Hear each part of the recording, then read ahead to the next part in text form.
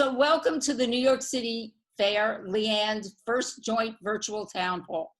I'm certain that it won't be the last. This was kind of an amazing adventure in doing this collaboratively. I'm Ellie Roofer. I'm one of the founders of New York City Fair. I'd like to thank everyone who agreed to participate in this Zoom adventure. And I'd like to thank our steering committee of both LIAND and New York City Fair for making this possible. We're keeping this short, so I'm turning this over to Fran. Thank you, Ellie. On behalf of LIAND, I welcome everyone. This evening is so important that we've joined forces with New York City Fair to bring you this town hall. We have been putting together some actions plans, which Terry Manzione, our moderator, will tell you all about before the end of the evening. Before we begin, here's Mary. I'm Mary Krasner, the other co-founder of New York City Fair. It's my job to outline the rules. Our goal is to create an orderly and respectful format with sufficient time to hear from the presenters about the very serious situation our community faces and what we can do about it. And then Terry Manzione, our moderator, will ask the questions that were submitted on the registration form. The forum is scheduled for 90 minutes. This meeting is being closed captioned and will be recorded and posted on YouTube in a few days. If you do not want to be recorded, please turn off your video and audio on Zoom and mute if you're on the phone. First up, short presentations from our speakers about the situation we face. After that, Terry will follow up with the questions submitted. There's a chat box on the side for questions and comments. You can access it if you put your cursor to the bottom of the screen if you don't see it now. The chat box is being monitored all evening, and we will try to answer questions as they come up. Hopefully there'll be time for those that don't get answered to have them answered by the moderator. There will be a little time at the end for live questions, which will allow people participating by phone to be heard. Please limit your question to 1 minute. You will be muted if it is longer, and please take turns speaking. This format only works when the audience is muted until the question period. If you're on the phone, use *6 to mute or unmute. Your cooperation is appreciated. And now I'd like to hand it over to our moderator, Terry Manzione. Take it away. Hi, good evening. I'm Terry Manzione, and I agree with Ellie, particularly as we were all listening to music and watching the names of people participating. It's hard not to be together. I have a lot more to say about that, but I won't digress because we have a lot to talk about.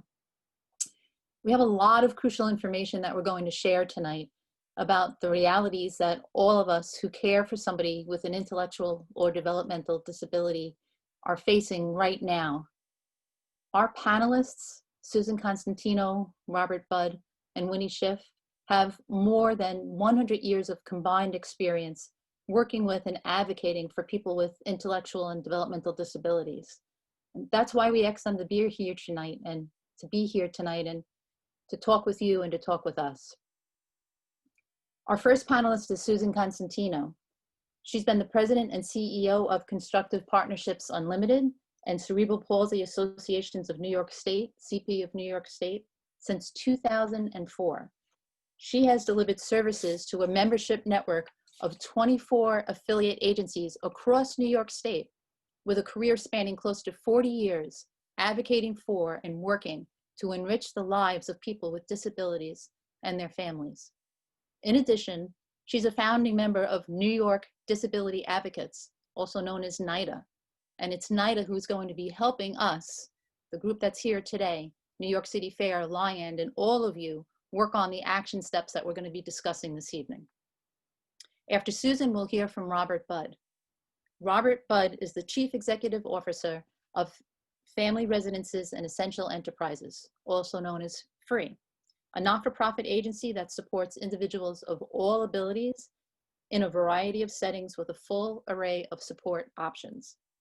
He's currently also the president of the board for the American Network of Community Options and Resources, which is also known as ANCHOR, the nation's leading association of private providers of disability services since 1970.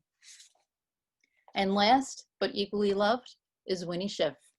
Wini has been the Associate Executive Director for Legislative Affairs at the Interagency Council of Developmental Disability Agencies, and I don't know how she says that quickly, since 2008. She advocates at the state level regarding legislation and policies that affect people with developmental disabilities and their families and the service providers that support them. Prior to that, she worked as Director of Marketing and Special Projects for AHRC New York City for 21 years.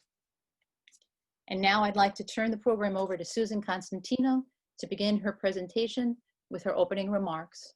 Thank you.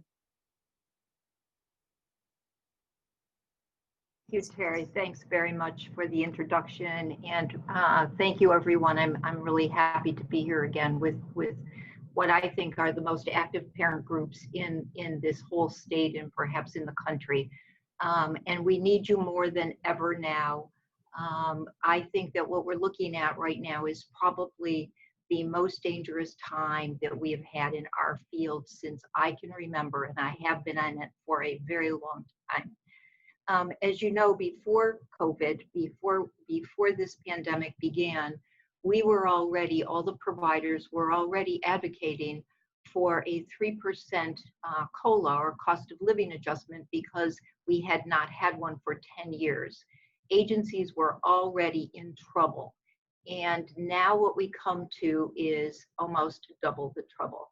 In April, just in the very heart of this pandemic, there were more than 41% of the agencies that had only 2 weeks of dollars, cash, that they would have should something happen. That is exceedingly dangerous for all of us, and to have been in that predicament before we began to spend money and before we knew of what the cuts were is already beginning from a very bad space. Many of the agencies, particularly in the city in Long Island, remembering that when the pandemic hit, it was primarily downstate. Not that they didn't feel it in other parts of the state, but particularly in the 10 counties, Rockland and Westchester and on down. And we began to have to prepare for what we had no idea of what was going to happen. We needed personal protective equipment. There were none of us that knew what those words even meant, PPE, before this began, probably, unless you were a nurse. But in the end, we had spent at least $79 million on PPE. We couldn't get it very up, and we had to pay top dollar for it, and we had to rush around to find it. But $79 million just in the downstate area, that's money that we didn't have. That was the first of the expenses that we came across. We also had to pay our staff who came in, who were putting their lives on the line every single day. We had to pay them combat pay. NIDA has done a survey and has found that it was between $225 and $250 million that the agencies had to pay for these staff, not in their budget, not to be reimbursed, at least not as yet, with no hope of actual reimbursement. But those individuals, those staff members, deserved every single penny of it because they were there to help and support us. Then what we get is a look at what is going to happen to us on October 1st. October 1st is when the first set of cuts are going into effect. And I say first set, it actually isn't. It's actually the second set, because we learned later of another thing I'll discuss. But that first set of cuts said that they were going to do away with a vacancy factor, a 5% vacancy factor. Every year when we get our rates, you are allowed to have up to 5% that you're reimbursed for vacancies. These are vacancies when no one's head is on the bed, when they are just plain people waiting to come in. There's people who need to come in, but it takes a very long time, and the state controls that. OPWDD controls how people and when they come in. 5% vacancy factor would be gone. They were also only going to pay the providers half if someone went home, or if someone went into a hospital or a nursing home. Now, maybe you say, so, okay, half, that's not so bad. It's awful. Families love to take their individuals home, and many go home every weekend, many go home for long vacations, but it doesn't mean that there's one staff person who's not needed, because it's generally a person in a home. To lose that factor, that ability to be paid for what are called retainer days, days that you're saving their bed, or therapeutic leave days, days when people are going to go home or to be with their family or on vacation, will create significant problems, particularly for agencies that support people who are very medically fragile or who have some psychiatric issues, people who need to go into or be in long-term different care for a period of time, a week or two. And if any of you have individuals who live in residential programs and those individuals go in the hospital, you know it doesn't cost the agency less, it costs more, because they need to send staff to the hospital so that they can train the hospital staff or be with them. Those cuts right there coming, we're going to total about $238 million out of our system. We tried offering them, we said, take all of the money for development for a year, but they told us there's no cash behind that money, so they don't need that. So those are real cuts. And then to make it worse, 2 weeks ago, we learned that for all programs that are funded 100% by the state, that would be much of family support, it would be respite, it would be now ISS or individual support services, it would be many other things that are paid for, contracts that the state pays 100% for. There was going to be a 20% hold off. That means they aren't going to tell you it's cut yet, but they're holding back on those dollars for you. We'll know October 1st if that's going to last another quarter. It's the quarter we're in, and if it's going to last the next quarter. We know that the state's in bad trouble, but these cuts will be devastating to the providers, to the people we support. We have been able to, I know my time's up, but a good piece of news to end good. We have been able to stop the 20% cut for the ISS, for rent subsidies for people who are living on their own, people with disabilities. And we have been able to cut the 20% for environmental modifications. The only two pieces of good thing I have to say for now. So I'm going to stop now and let Robert tell us all about the federal piece. Thank you so much, Susan. I'm sure we're going to have an awful lot of follow-up questions to all of that information that you provided. Okay, so next we will hear from Robert Budd, again, the CEO of Family Residence and Essential Enterprises. Robert? Good evening, everyone. Certainly echo Susan's comments that I don't think there is a more important time for us to come together to speak with one voice to make sure that we are heard. And towards that end, Anchor, about 3 years ago, began a campaign called Included, Supported, Empowered, and it was based upon feedback that we had received from legislators who actually were telling us they wanted to support us, but their constituents didn't often understand who we were and who we supported. And so we came together to create an opportunity to educate and engage our legislators, our general community influencers, to make sure that the people that we are honored to support every day were understood, and the benefits of having people truly be included in community was understood.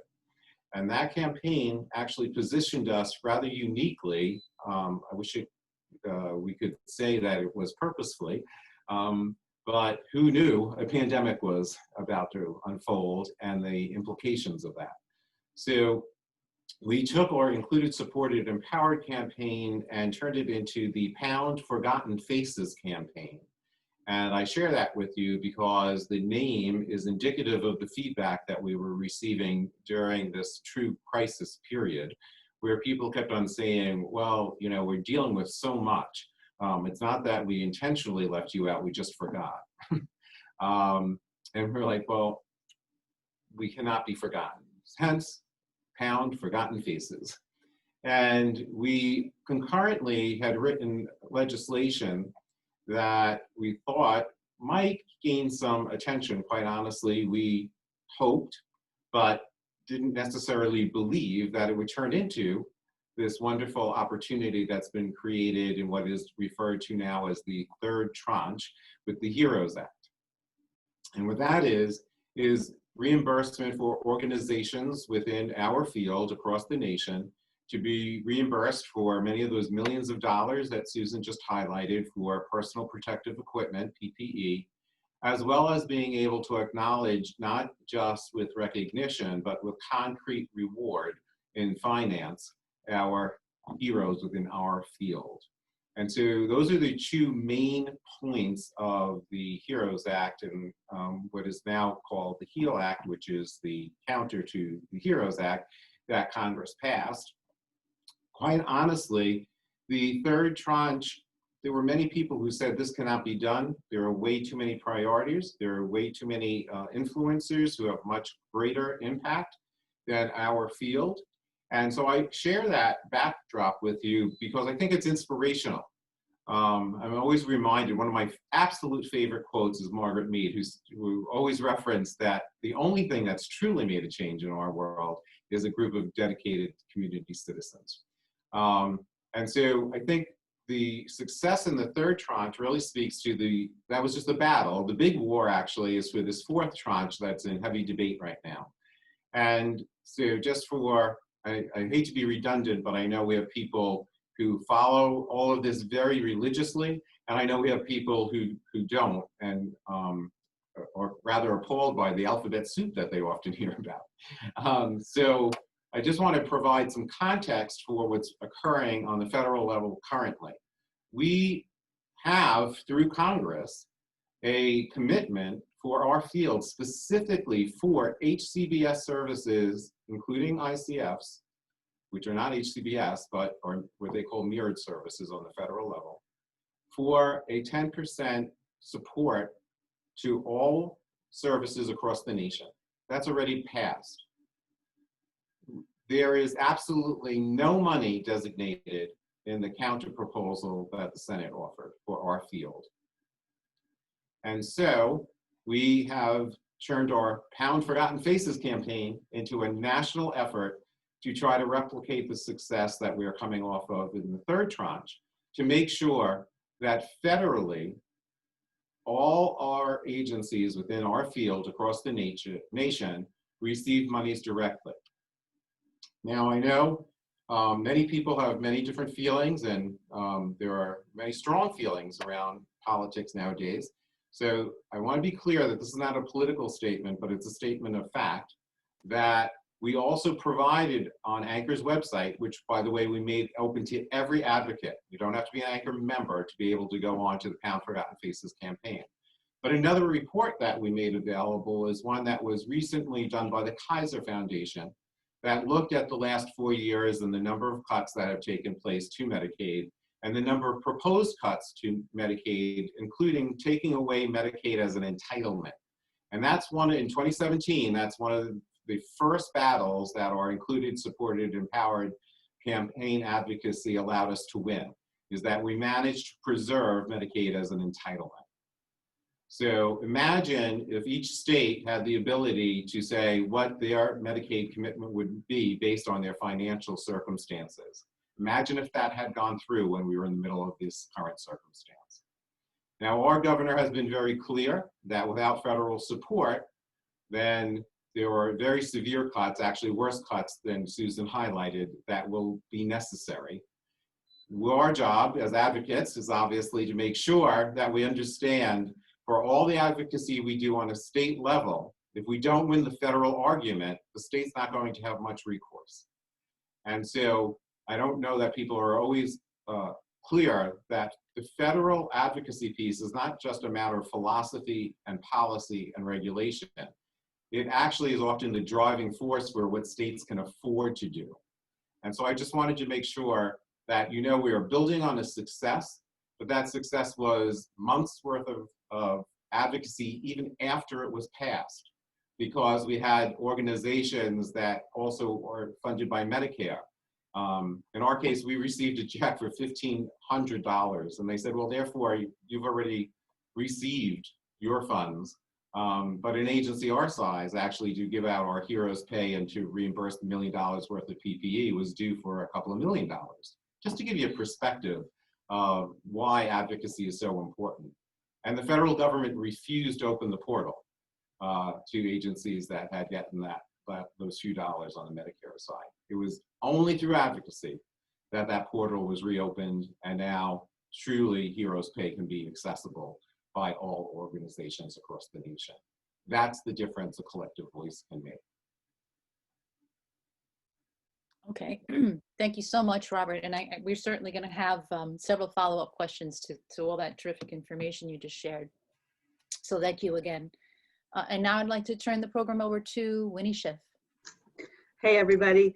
Okay, so I'm going to be talking about how to do advocacy and how to be successful and how to get heard. And the first thing that I want to do is actually not have my face real big. I want to look at everybody else. Okay. The first thing is to come up with a very simple concept, and the more simple it can be, the better. If there are a few different pieces, like we've got the October cuts and we've got the 20% withhold that may turn into a cut, and we've got a few other things, if we can combine that into a concept, which is that they're taking money away from developmental disabilities. I mean, that's simple to do, but sometimes it's not as straightforward. I think this time it really is. And however, in the past, we had Be Fair to Direct Care. So that was just about staff salaries. That was really, really clear and simple. And then, as Susan referenced, we were advocating for a 3% increase for 5 years, and we ended up calling that 3 for 5. So whatever can be, straight ahead, very self-explanatory and on everybody's lips, and something that you can yell at a rally is the best way to go. So we want to narrow down our priorities and make it as simple as possible. The next thing that you should pay attention to is having a very straightforward, simple, and clear delivery of the message. So you want it to be relatable. You want to have a slogan like those ones that I was just talking about. Forgotten Faces with Anchor is pretty great, because those guys kind of use that hashtag Forgotten Faces, and hashtag's really important because if you tweet these things, then you can also sort of categorize them by the hashtag Forgotten Faces. If you type that into Twitter, all of the tweets that come up that have to do with that campaign will be available to you. And legislators do the same thing. They go in, they say, how popular is this Forgotten Faces campaign? And they type in hashtag Forgotten Faces, and they see all of the work that everybody has done, and they see how big it is. And that's really important too. So Forgotten Faces has been very useful to use in a number of different ways. On the state level, we've been tending to be more specific about it, like 3 for 5, but we might have to, morph into something more versatile like Forgotten Faces on the state level as well. And I know you guys are kind of using SOS, which is an all-purpose, very relatable, obvious, it's clear what that means. So that really works too. And a graphic, and you guys have the graphic, the lifesaver, that really works as well. When you are telling the technical parts, which have to be broken down into the most simple message you can give, it's really good to back that up with a personal story, because that is what people are going to remember. It's what touches their hearts. It's what they can repeat. And if you can make it very simple in a one-pager, then your message will have legs out in the community. People they understand what you're asking for, and they can repeat the story over and over and over, and that's what it takes. There are zillions of people advocating for the same scarce dollars all the time. And like Robert was saying, that they won't even know that we need some action taken unless we let them know that we need to have some specific action taken. So that's how important it is to speak up. And those of us who can re-elect a legislator are the most important people. So they really want to hear from you. Your power to vote and every single one of our ability, like we really have to make sure everybody registers to vote. This should be one of the things that we spend some time on, and make sure that legislators know our numbers, because I think that's impressive and that makes us really, really important to them. They spend time doing good things, and most of them are good people, but they spend most of their time either keeping their jobs or being reelected again when the time comes. So your vote really, really, really counts. So when you're talking to your senators and your assembly members on the state level, those are the people who really should know you, and you should make phone calls. See if you feel like you can get in there and make a personal visit. That's the best thing for them to see your face. If there's somebody in your family who you're advocating for, bring a picture of that person if they can't attend with you. And that's the kind of thing that legislators remember. And your personal relationship is everything. I'll tell you that my entire job is about creating personal relationships and maintaining them.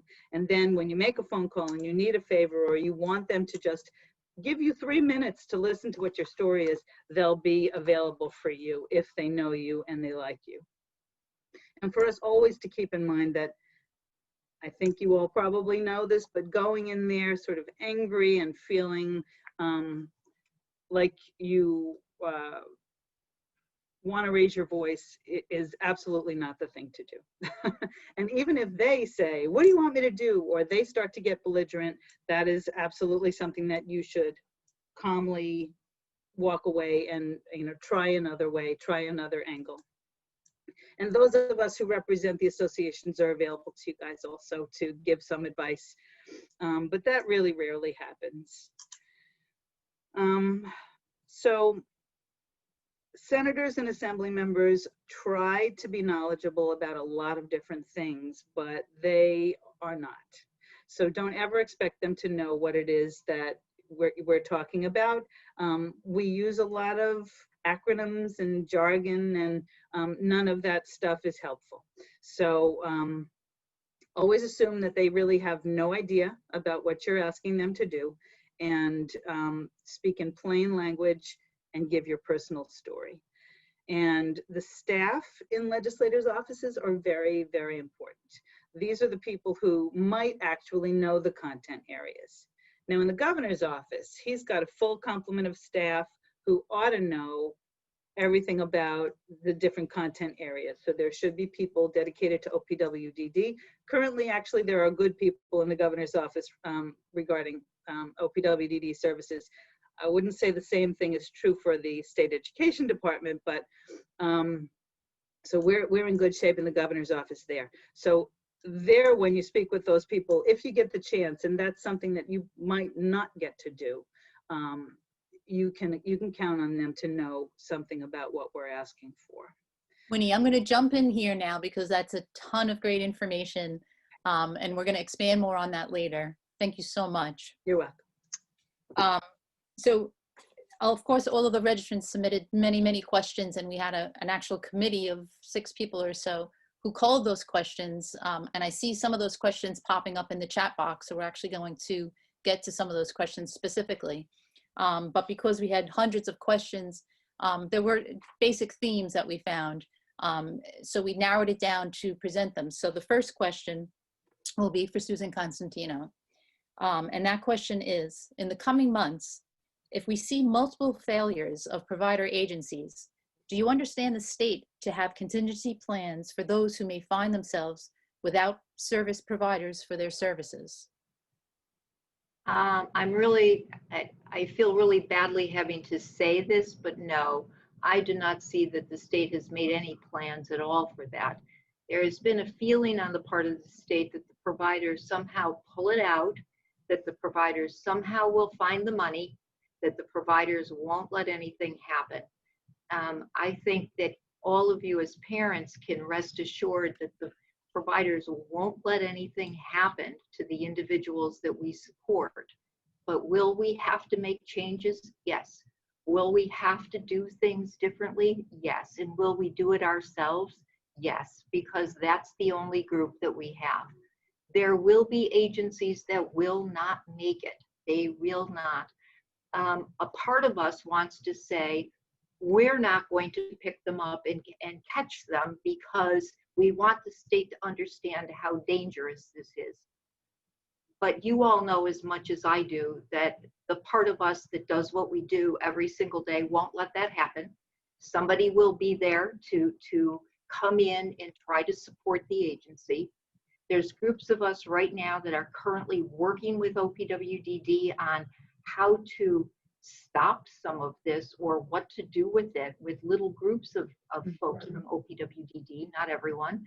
And so I think that hopefully we'll see a little bit of a change, but I do not believe that that OPWDD has even come close to thinking about what will happen if 5 or 8 or 10 or 20 agencies say, I don't have any money anymore, I can't do this.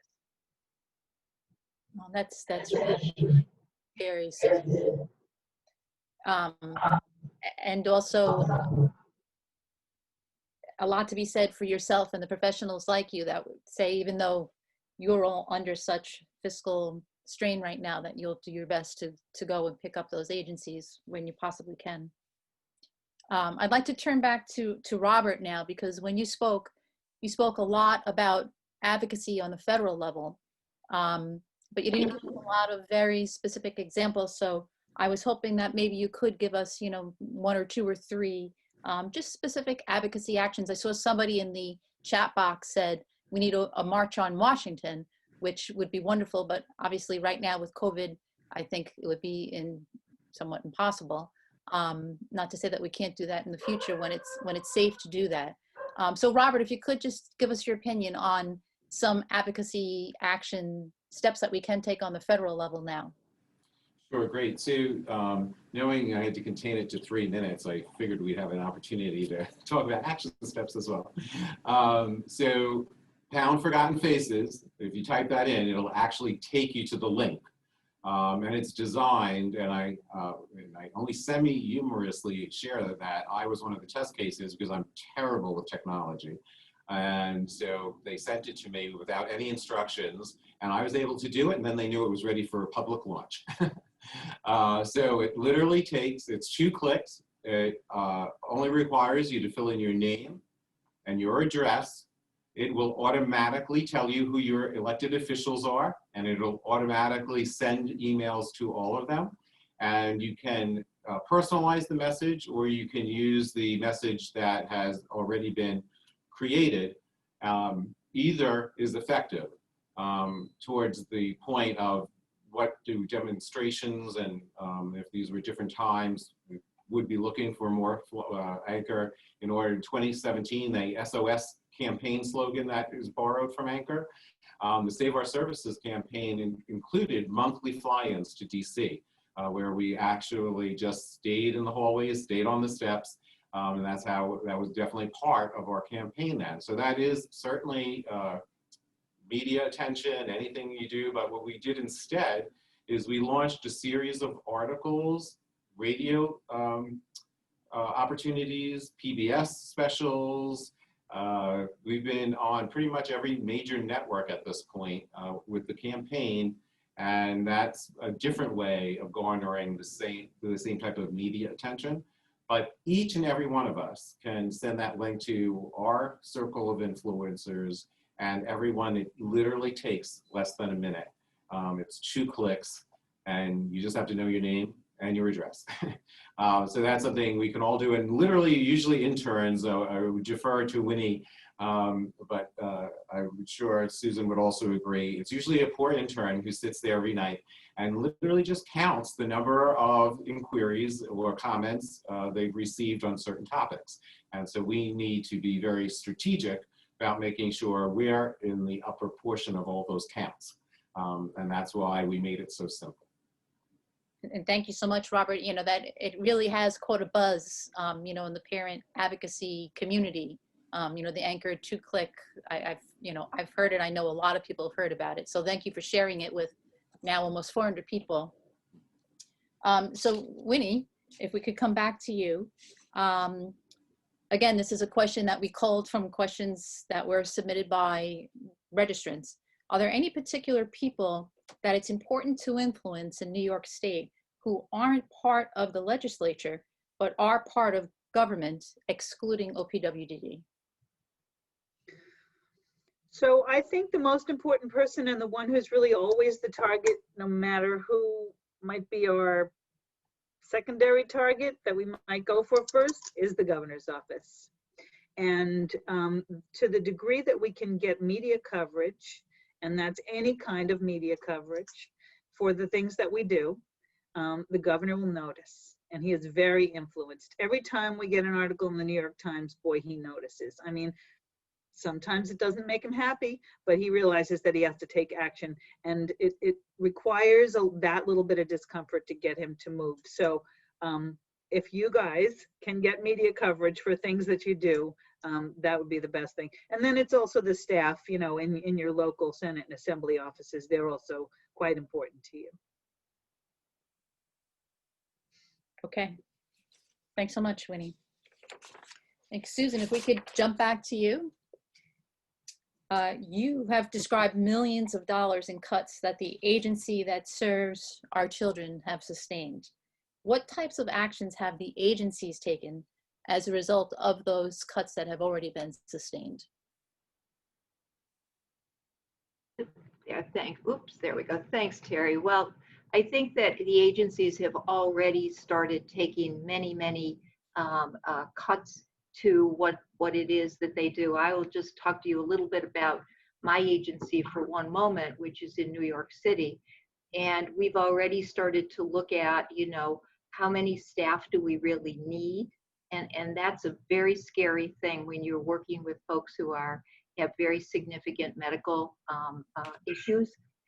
But we're looking at, what do we need? How many people do we need? Can we negotiate with OPWDD not to tell us we need one-on-one staff? Those are the things that agencies are looking at right now. The other thing, which is very scary, but this is what many agencies are doing, they are looking at how many vacancies they have. And the number of vacancies they have are often, especially after COVID, very large. And what they're looking at is how to combine homes, how to ask people to move only if it's appropriate. And I will say they've done a really good job of that, but perhaps to close houses. And while right now that sounds like, okay, that's a good way for you to be able to save money, the truth is they're taking beds offline. And they're taking beds offline when there is perhaps they don't like to call it a waiting list, but the residential request list of about 6,000 people or more. That's the number that OPWDD will give us. So what we're looking at is how to, in fact, be able to close some of the homes so we don't have vacancies, so we can put and make our services work. I think agencies realize that they have so many different options not available to them. You know, we used to have appeals, we used to have all kinds of things. We used to be a force in the government because people thought you can't take dollars away. That is not the case anymore, or at least it's not the case right now. The state is in, we know, significantly bad straits, but we have not very many agency folks who are advocating for us. The governor's office is doing okay, but not so many of the others. And so what happens is that the agencies themselves know they have nowhere to go. So taking beds offline is not what anyone wants to do, but they will. Downsizing their day programs because people are afraid to come back right now. So they're looking at, instead of calling it a 20-person day program, we're going to call it a 10. And that way we're not going to have to count those 10 folks and have that become a divisor and make our rate lower. Agencies are looking at how to combine, and they're not getting a lot of support from OPWDD, how to find a partner who has better rates so that they can come together with that partner and perhaps do what they call a change of auspice, which means take the rate of the higher agency. So they're looking at who might be available and want to and have the same philosophy and provide some of the same services. I think we see agencies doing many, many things, much of them being met with no from OPWDD. I know of one agency that asked to close a 6-bed home. They had already moved the people. I mean, they had places for the folks to go equally as appropriate, and they were told no. I mean, and that's just wrong because they can't afford to leave it open. So while things are being met, unfortunately, without a lot of support or help from OPWDD, agencies are finding ways there. Definitely, you will see people laid off. Many did not lay anyone off during the whole of the COVID time. Now, since day programs are coming back very, very slowly, they are going to have to lay some of those people off. Day programs only lay people off. They're doing anything they can to be able to provide safe environments for the folks who are with them. And it's really hard. Okay. You know, the more our speakers present, the more, as you can all see, we're seeing in the chat box about people, of course, being understandably very upset, and people discussing all sorts of advocacy plans. And I don't think we're going to spend too much more time on at least the questions that I'm posing. We will have at the end of the presentation an open question answer period. But I do want to very soon move to some action steps that we've been discussing and planning, because a lot of them actually are very similar to what's being discussed in the chat box, which is great. Winnie, if I could ask you one more question. Families of young adults not yet receiving services from OPW are concerned that when their children need the services and are eligible for day services or residential services, that they won't be available. How can they advocate now for services their child are going to need in the future, or their children will need in the future? So I think there has been some concern over the years that young families maybe are too overwhelmed, or that they assume that they're going to have supports because they've always been in place, but that's so obviously not the same as it's been in the past. So join these movements. I think what you're about to talk about is a really great way for everybody to get involved. And every letter that's sent, actually, Susan also, her agency has a one-click send letters, and we've already got some alerts up there, so we can share those with you. Send letters, make phone calls, send the postcards, send emails. Any kind of a contact is good, but absolutely join the movements. Stay connected to organizations like New York City Fair and LIAND, and take part as best you can. I remember having young kids, and it's not easy, and especially if you have disabilities, but make the time. Okay, thank you so much, Winnie. And Susan, we'll be sure, and Robert as well, to post your relative one-click and two-click devices on the New York City Fair website within the next few days. So I think without any further discussion about the very dire situation that our loved ones are all in, we're going to talk about action steps. And when we developed this program, we said we wanted to present what the problems are. I think, thank you very much to Susan and Robert and Winnie. We've done that. And now we need to talk about what are we going to do about it? What are we as parents and service providers or people that love people with IDD going to do about this. So we have some very exciting action plans to discuss with you. The first is, please save September 17th. I know it's only 8 days away from now, but September 17th happens to be the anniversary, the 33rd anniversary of the closure of Willowbrook. We are going to have a rally that day, but we're going to do it in a safe way. We're going to have a mobile rally. So, of course, because of the virus, it's just too complicated to rally traditionally like we did. And I keep saying, let's rally like it's 2013, but we can't do that. So we're going to have a mobile rally. And our first rally, one of those, there you go. Thank you very much, Jim. This is what we're going to do. I don't know if you can still see me, but you take a window marker, like people this past spring, how often did you see, happy birthday, Richard, or congratulations on your graduation? We're going to write the sign, Governor, please don't send us back to Willowbrook. And we're going to have several routes. And the first is going to be over the Mario Cuomo Bridge. There's going to be many, many details posted on the New York City Fair website in the next few days. We've been planning this. We just wanted to announce it tonight, but we've been planning it for quite some time already. The point is to get media coverage. As Wini said, the governor hates media coverage. We already have a few journalists who are interested in this story. So as I said, on September 17th, there's going to be a few caravans.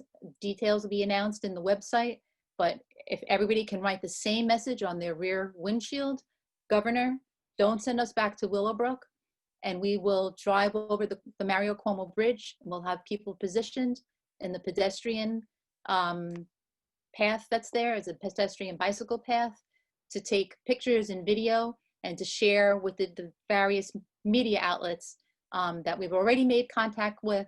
Wini and Tom McIlvena have already put us in touch with some media. They've also put us in touch with some PR people, and it's all looking very positive. We'll all publicize the event for you as well. Thank you very much. So just send us whatever you want us to send out. We've got mailing lists. It'll go out to everybody. That's fantastic. And really everybody who's participating in this, if you can share with family and friends, even if they can't join us on the Mario Cuomo Bridge. Another route and another very important part of this is Willowbrook. I've been seeing it in the chat all night long. So we have several things planned with Willowbrook. There's several people involved with New York City Fair who have, people with the various borough DD councils who can go to Willowbrook if it's not convenient for people from Long Island or downstate, however, whatever the situation is. People are going to go to Willowbrook before the 17th for a photo opportunity because we already have the Staten Island Advance who's interested in this. So prior to the 17th, and again, this will be announced on the New York City Fair website, we will have many vehicles and people at Willowbrook. There's been lots of discussion in the chat about Willowbrook being closed, and I see lots of people saying, no, it's not. And there's a plaque in Willowbrook that talks about how Governor Mario Cuomo closed Willowbrook on September 17th, 1987. It'll be the 33rd anniversary. So we're hoping to have some people standing around that plaque, socially distant with masks on. Prior to the 17th, we'll have vehicles at Willowbrook with the sign on their vehicles for the photo op, again, for the Staten Island Advance and whatever other media we get involved. And then we have many friends and colleagues up in Albany that plan on rallying in the Capitol. They'll put the same message on their windshields. We're all going to be buying a lot of these markers. You can get them in Target and Walmart, Amazon, anywhere else inexpensively. And people will be looping around the Capitol. And again, that's going to be videotaped and photographed. And hopefully we'll get lots of media attention with the help of a lot of the people that are on this town hall. I completely digressed and did not follow my script whatsoever. So that is, we have 3 terrific action steps, and that is our first. And I'm sure you all have a lot of questions. I'm seeing all sorts of things about pit stops and other ideas I've had that I don't want to digress, but maybe I'll do that during the open Q&A. But I also want to get to our other 2 action steps because they're equally important. And that is a petition with change.org. We're developing that petition. Again, that's going to be posted on the New York City Fair website tomorrow. And we've also developed an e-card rather than a postcard, because we don't want to get involved with the postal system right now and all those various issues. So we've developed a wonderful e-card. There it is. That again will be on the New York City Fair website, probably there now. If not, it'll be there tomorrow. And we ask that you send that to the governor's office. Like Wini said, send it to your senator, your assemblyman. But send it to the governor's office for sure, and have your family and friends do the same. And share the petition with change.org with your family and friends, and have them share with their family and friends. We need to get as many voices and as many faces and people involved here. So again, I think I've covered everything as far as our action steps. That's just the very preliminary information. We're going to have lots and lots of information going up on the website every day. And for each of the different rally locations, we're going to assign captains, so that people say they want to go to Willowbrook, well, then you're going to have a particular captain you can contact. And the same will be true for the Mario Cuomo Bridge. The same will be true for Albany and some other routes that we're considering. Okay, so with that said, I want to move to the, sorry, that was my reminder to call my son at the Center for Discovery. I want to move to the open Q&A. I just want to add that the governor is usually either in Albany or New York City, and it's hard to know in advance where he's going to be. And I know New York City is a difficult thing, but I just had a vision of all of 3rd Avenue covered in the message, you know, every car. That would be a great photo. So I don't know if you can do Manhattan, but I'll try to show up to that one. Okay, we're going to put that on our to-do list to try to figure out where he'll be that day.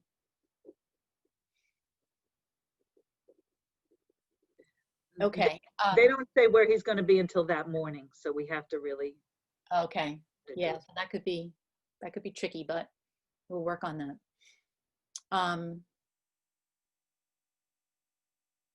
Okay, I just paused because I'm just trying to read everything that's going on in the chat box and respond to that. Okay. So yeah, so Mary's just, as she said, up in Albany, we have lots of friends and colleagues, so that people from Long Island and the city don't have to drive up to Albany. There'll be plenty of people that'll be up there circling around the Capitol. And hopefully Cuomo will be there. Okay, so now I'd like to move to open questions and answers. And we're going to start first with people that are on the webcast or on the virtual town hall versus on their, on their computer, in other words, versus on their phone. But then we will move to people that are on their phone and want to pose a question. Okay, so hold on, Jim Carpus just. I have a question, Terry, if I can ask. Yes. I know I'm a member of the people putting this together, but I wanted to ask Robert Budd, what can we do to move the senators who are not pushing to get our states and our HCBS people money? They seem to be very stuck. And we have buy-in from Schumer and Gillibrand, but they don't control the situation. Is there anything that can be done about those people? So that's a great question. So by the end of this week, we hope to have our next publications out, or double-click messages. And they are targeted actually for the senators who have still not signed on. We were able to get bipartisan support and everything that Anchor does goes directly to any of your federal legislators, right? So that's automatically set up that way. It doesn't matter what side of the aisle they're on. It's the same message to everyone. The next phase of this is going to be targeted meetings, just like we had to get the third tranche approved for this next one. And that will be with people who we know are sympathetic, but perhaps don't have enough numbers of their constituents yet showing interest. There perhaps hasn't been enough public display. Part of the Included, Supported, Empowered Campaign Foundation was positive engagement. We know legislators like to be the hero. It's literally designed so that people can say, yes, I signed on and I've made a difference, rather than us making the difference. The language that was passed, the bill that was passed actually was much of Anchor's language. We never talk about that in any of our messaging, because we want to make sure all the credit goes to the people who voted for it. So much of the very exciting campaign that was just shared that you're launching has all those significant elements in it. And then our campaign was started out as a 3-year campaign. It just happened we had to totally redo it in the 3rd year because of the current circumstance. But it's the same foundation was in place, and so people already had built relationships, as Wini had referred to before. So if you have relationships with anyone, or you people you know in your trusted circle, you know can deliver the message correctly. And that's the importance of that one pager that Wini was talking about. All of Anchor's messages, you'll see, they're one pagers, and then there's the information behind it. The Avalier report talks to a national staffing crisis, the direct support professionals. The lines crossed a couple of years ago now, where there are simply no longer enough people coming into the field to meet the existing demand. And as baby boomers continue to need services in the human service sphere, that's a growing crisis prior to this. Now, of course, legislators in this environment are saying, well, there's going to be a lot of unemployed people, and that will temporarily, but we cannot allow them to distract us from the true core need here, and that is for a living wage.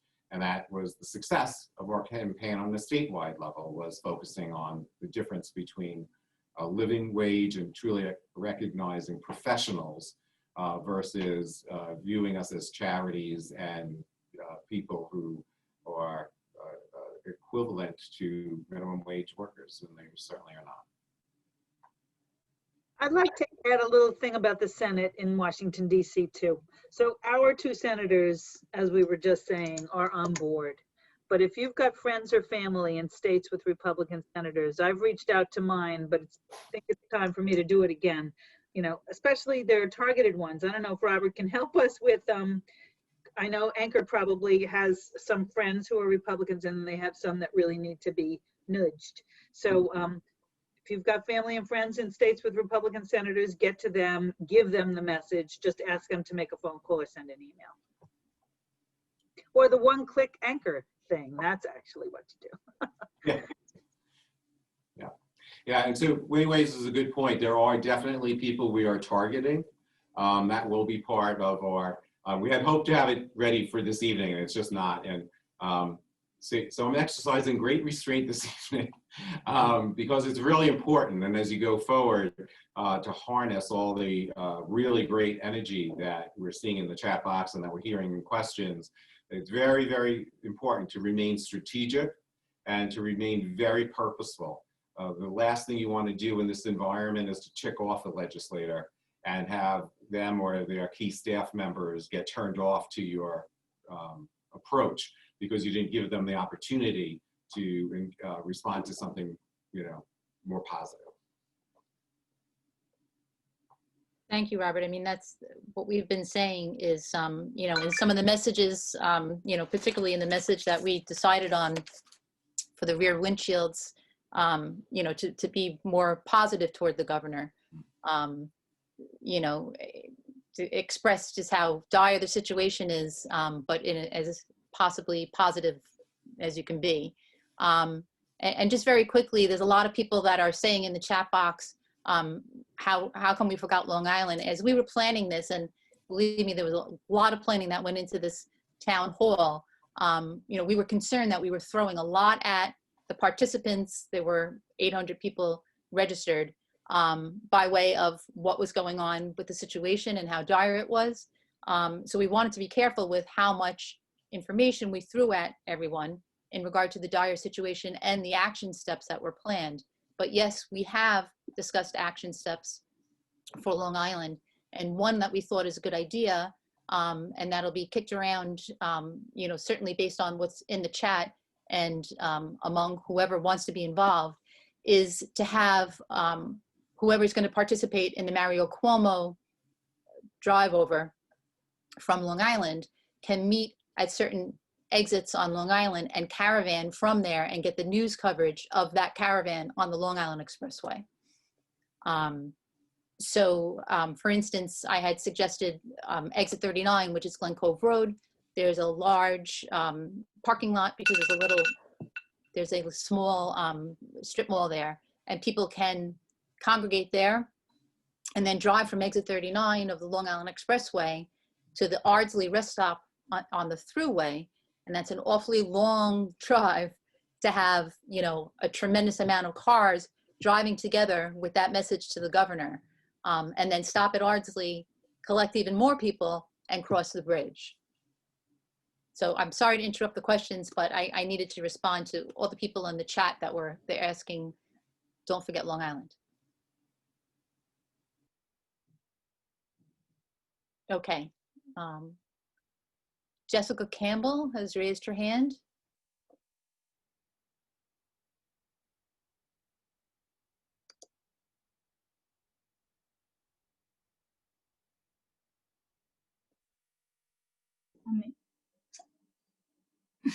Jessica. So hi, I'm Jessica Campbell. I'm from Long Island, and I work for Sandy's. I also sit on the. I also get services through HRC Citizens, and I sit on the board of directors. But I want to tell a little bit of my story. So I live with CP, and most of my life, up to 6 years ago, I lived with a provider agency, and I've watched how over the past probably since I lived there from 92 up to 6 years ago, and I've watched how the house, I live with 10 people there, and I've watched how our services got less and less and less, and that's why I chose self-direction. But now I'm worried, and now that I live in a self-directed apartment, I'm worried about where the housing subsidy is going to go in the future, and where my services, as far as cutback for self-direction, are going to go in the future. So I speak on behalf of the HRC Nassau board. I speak on behalf of HRC Nassau as an agency where I also work, and I also speak on behalf of Sandy's and the advocates who lived in large congregate homes in the past, where I lived with them, and I also speak on behalf of self-direction. Okay, Jessica, that was so well said, and a really. And I've wrote government officials over and over again, like, by doing this, you're actually going to put me in danger, and you're going to put my peers in danger. Okay, and we certainly understand the several questions that you've posed, and you posed them very clearly and very well. Susan, would you be able to address the questions that she's just posed? Sure, I can address a few of them. I can't address all of them, but I can certainly address a few. I think that with self-direction, we are not 100% sure, what will happen, whether those budgets will be at any point cut or not. We do know that, again, for this year right now, we've got the rental subsidy taken care of. Will it always be? Perhaps because we have convinced the state that, and the Division of Budget, that it doesn't make good sense to do this. But I think for a group like Saney's, I think their voices anywhere in any of these activities that are being planned can only be so helpful, because as you just heard, Jessica, you spoke so eloquently about what your concerns are. Those are what our legislators need to hear. They need to hear from someone, from folks who belong to Saney's, who really are afraid right now because they're living alone or independently, and they don't know what will happen if the money stops. We need legislators to understand that they're putting you in danger, and that we need to do, and that they need to do something. You will be your best advocate, but I believe that in this group with Long Island and New York City Fair, you will find a vehicle or a way for you to be able to get to the right people. And if not, I know that Winnie or Robert or I would be happy to help you to do anything, but also Arnold Ackerley is certainly one of your best people to be Yeah, talking to. he's actually the one I heard this from originally from Arles. And also, I'm sending any information you send me, I'm going to forward to my sister who lives in Massachusetts, so she can get out to all her people in Massachusetts. Perfect. That's perfect. You will be great for all of us. You will help all of us. Thank you again, Jessica. Okay, at this point, seeing it's 8:10, if anyone who's on the phone would like to ask a question, again, I failed to mention earlier, but I've been doing it. Please limit your questions to 1 minute. Yes, hi. Can you guys hear me? This is Ralph Warren. I'm also a self-advocate. And I want to follow up with what Jessica said in the response from Susan. We don't really have direct assurance that we've seen for continued housing support. We only have the thing from the New York LIAND. But I just learned today that one of the FIs, and my concern is not limited to just self-direction because it affects everyone with the ISS independent housing function funding. We have heard and we have documentation that some of the FIs are already imposing the 20% withhold on some of the state funding. So we really need action at the county level or the city level with regard to previous federal funding that should be available to us for emergency use. And I'm wondering if any one of you, including the NYC Fair and LIAND, leadership, have been looking into this issue.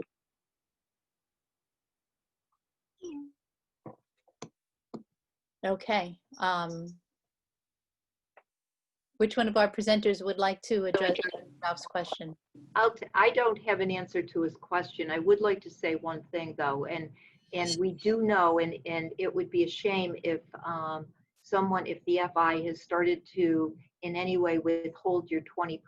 We do know that up until last week when we got the notice that it was going to be, that they were going to stop it, that the 20% were taken out, but all of that is going to be referred or given back to the FI. So again, I don't know enough about all of your question to answer it, but I do know that the state dollars, the 20% holdback on the rental subsidy, if an FI is taking it from there and folks are feeling it, that money will go back. That they have committed to giving back any dollars for rental subsidies that have been already taken.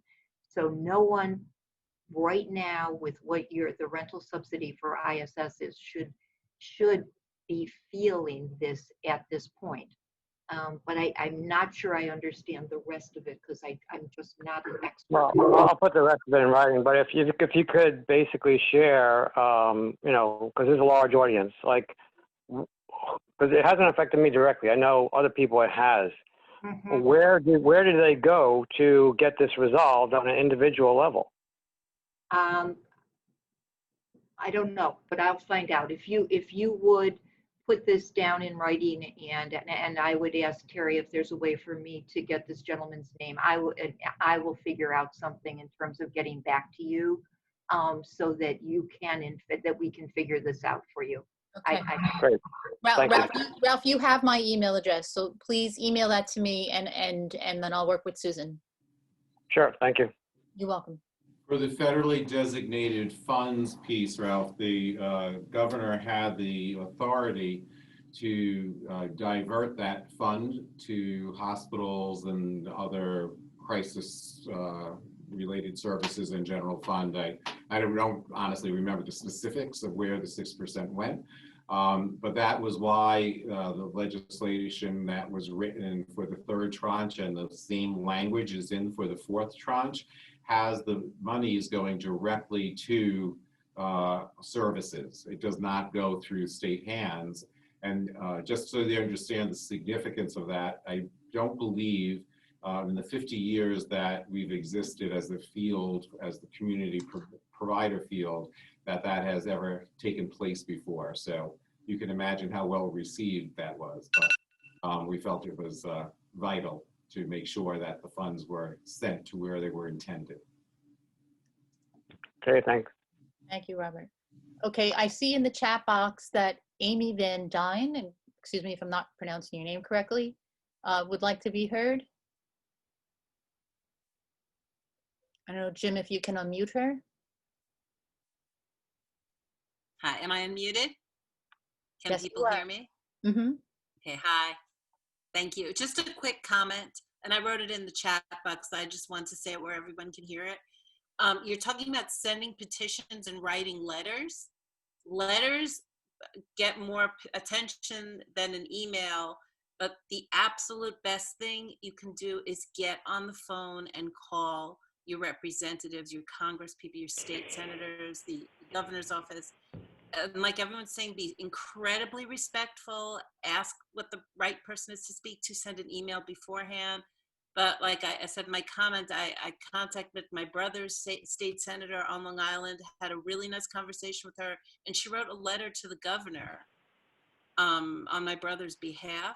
It really helps to just have like a, as other people said, just, you know, face-to-face contact, voice-to-voice contact. Very So I personal. just want to share that. I don't want to take up any more time. Okay, thank you very much, Amy. Sure. Another comment I wanted to make based on what I'm reading in the chat box is, and I possibly wasn't clear earlier, is the various rallies and routes that we were discussing are all going to take place on the same day, on September 17th, preferably at the same time. So what we were planning for the people at Willowbrook would be, for instance, 11:30 to 12. And the same thing would be for the people that are circling the Capitol, 11:30 to 12. The PR group that we're working with said, do it in the morning, do it at the same time. So just to answer that question that I saw in the chat box. Any other questions?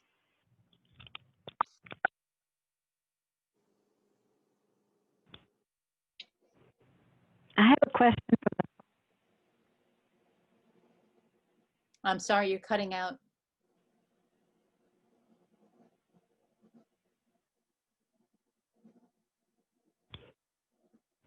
Can I ask a question through the phone? We can hear you now, yes. Oh, okay. The question is to Susan Constantino. I've actually asked this of her before. I'm wondering, with the changes on October 1st, will they still, the same situation obtain whereby in group homes, they can still have 96 days away from the residents? And as a part of that question, will they still get their monthly monies of $175 per month and the clothing money? But namely, will they still get their 96 days after October 1st? Thank you. Yes, they will. They will still get the 96 days. The agencies themselves will only get paid 50% during those 96 days. At the end of the 96 days, the agency will receive no money. So on the 97th day, there will be no dollars to reimburse the agency. I find it hard to believe that any agency would still not tell a family that they couldn't see their individual. So I don't know what that'll mean. I guess that's agency specific, but the 96 days still holds at this particular point. And I'm sorry, you had one other question that you added. Yeah, just with the 96 days, that's my main concern. Is there any case scenario where you see that situation will change, that a provider agency will say, sorry, folks, you can't send him to camp. He can't go to summer camp. He can't do these things because we only get 50, we're not getting the monies that we need. Do you see that? Do you envision that? I know you don't have a crystal ball, but do you think perhaps that might be forthcoming given the situation, the dire situation? It's funny. I've spent a lot of time doing this, and I work with agencies across the state. And NIDA, the organization we had founded, represents over 300 agencies across the state. I can't picture any of them doing that. I think that what we feel is that it's the state that needs to change, not the families. and that the amount of time that people need with their families or at camp or wherever it is, that Right. counts. That's more important than anything. So I don't see it happening, but I can't tell. I guess if an agency was absolutely in dire shape and it was the difference between no going home for an individual or, you know, needing to have the dollars, I don't know what they would do. I don't know. Right. I hope it never comes to that. I hope Right. it Thank doesn't. you. Thank you so much. Okay, great. So we're going to move on to, because we do have other people with their hands raised.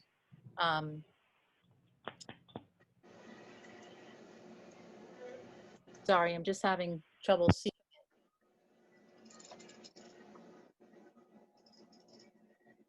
Ellie or Mary, do you see it? Kim, Elizabeth, and Sari. Okay, no, I'm sorry. I see them. Okay, Hi, this is Kim. okay. Go How ahead. you doing? How do we make sure, like, so my son goes to a day program. How do we make sure we're advocating on behalf of them and their program so that we're not just worried about his individual services, but the entire program? How do we link up our son associate, like we say that he belongs to the free program, for example?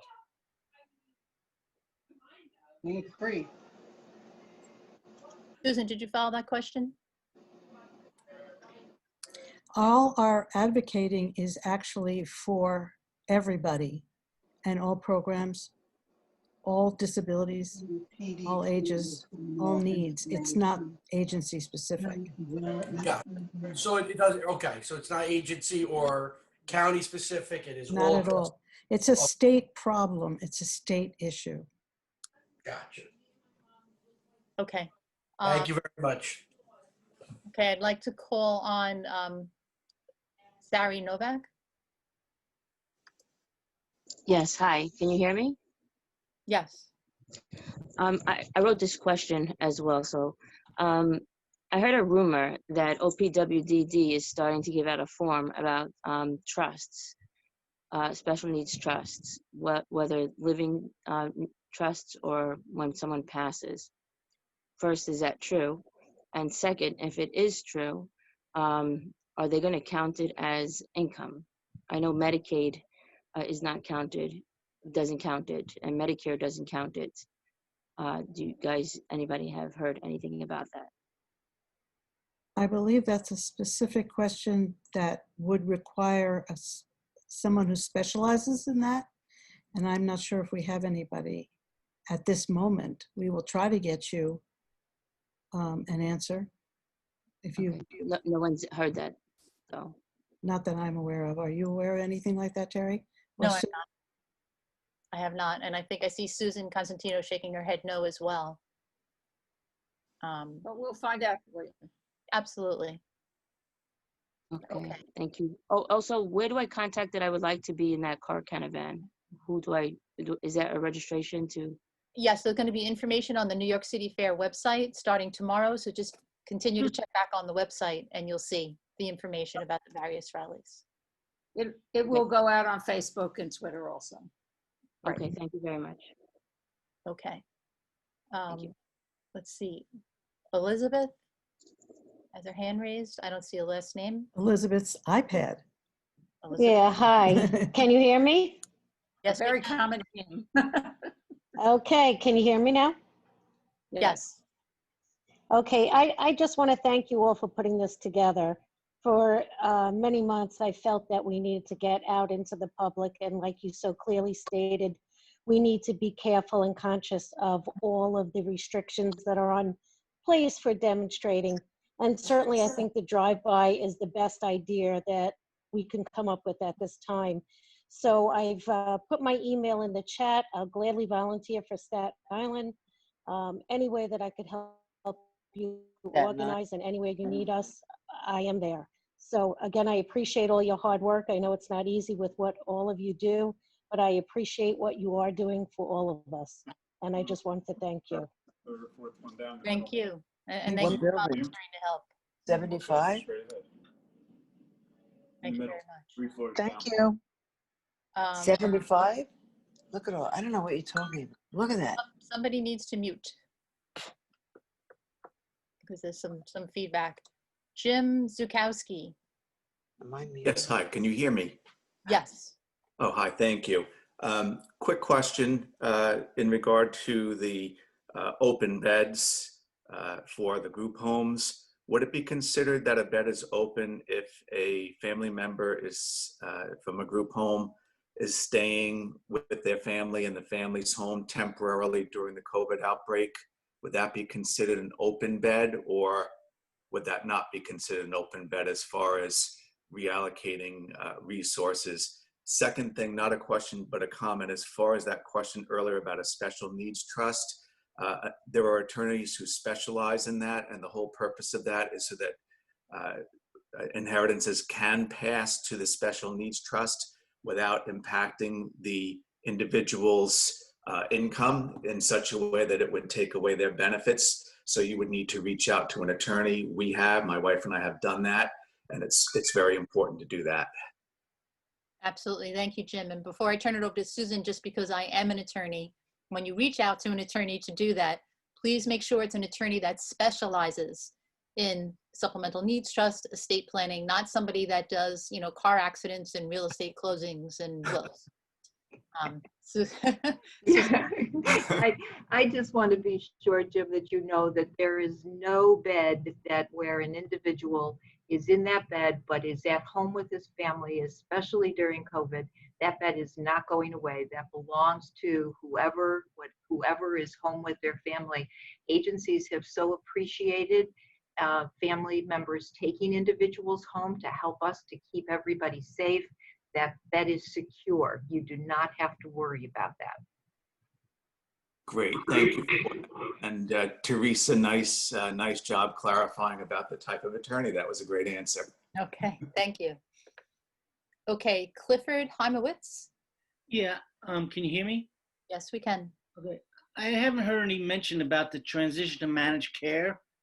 Is there any talk about what impact this will have with the transition? Susan, I'm sorry, I keep directing all the questions to you, but that's quite I don't know the answer. I think you're muted. There we go. I'm good. You know, it's really funny because this will not impact the transition to managed care. Many of us for many years have really thought managed care was not the way to go. But with everything that's going on today, with the kinds of cuts that are there, that the agency is talking about, and the really lack of flexibility to allow us to do what we need to do in terms of when there's less dollars, the more flexible you are with them, the better off you are. Maybe managed care would be better. We don't know, but no, this should have no impact. It's still, the assumption is that we will have voluntary managed care within the next year or two, and who knows what after that, after they really evaluate whether it's going to make any sense or not. Thank you very much. Okay, I don't see any more raised hands at this moment. Is there anybody on the phone who would like to ask a question? Well, it's actually perfect timing because it's 8:28 and we were supposed to run until 8:30. We see that there's an awful lot of people in the chat box that are volunteering to help, and we so appreciate that. You know, I'll put in the chat right now my email address, just because I don't know, you could do certainly New York City Fair. Maybe Ellie, you could send me a text and see which you think is best to do. I just wanted everyone to know that we have the ability to download the chat, and we will do that. And we will get, thank you all for volunteering, and we will follow up. New York City Fair's email address is New York City Fair, info@newyorkcityfair.org, or New York City Fair at Gmail, or many other ways.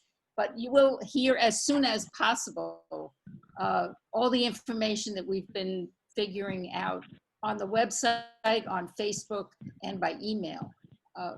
I'd also, just an aside here, would like to know all the we'll deal with that later, the difficulties in logging in and all that stuff.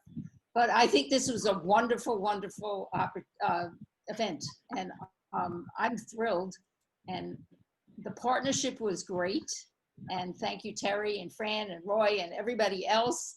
And we had I think we did a really good job. And please let us know that, because we need some pats on the back, because we can't get hugged, you know?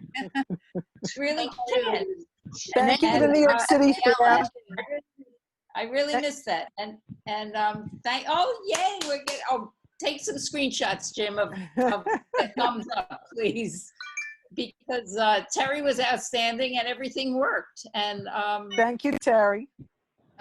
Thank you everyone who's participated. The video of this event will be up no later. Today's Wednesday, no later than Friday morning. On YouTube. So on YouTube and on the Arlene website. Malapoli, we see your thumbs up. Thank you. Come on, we need a great screenshot as a cover for the YouTube. And certainly thank you very, very much to Susan Constantino and Robert Budd and Wini Schiff. You know, Absolutely. It's just I'm having trouble finding the word. Your wealth of knowledge has made us feel in a very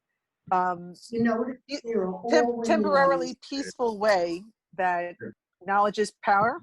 And now that we have knowledge and we have action steps to follow, we hope that everyone will follow us in those actions.